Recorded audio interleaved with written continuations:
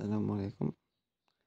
خير أنا حطيت الفيديو البارح، حطيته كي كان هنا، قلت لكم راح تطلع.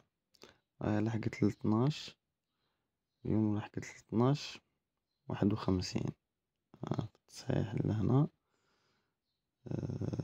فيما يخص العملة تاع بيبي، دونك راح تعاود تهبط. دير تصحيح لهنا برك، ما تهبطش بزاف، راك تهبط ل60 ولا تكمل تطلع.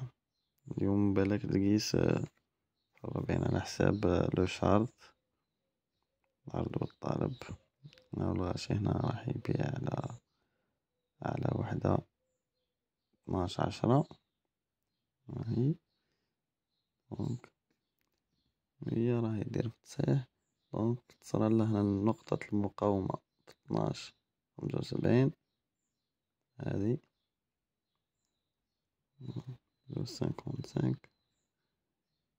ولا تعاود تصرى هنا المقاومة تاعها، تصرى هنا، ولا تعاود تهبط في الشمعة هذه ديرلك نقطة المقاومة هنا، ان بوان دو ريزيستانس.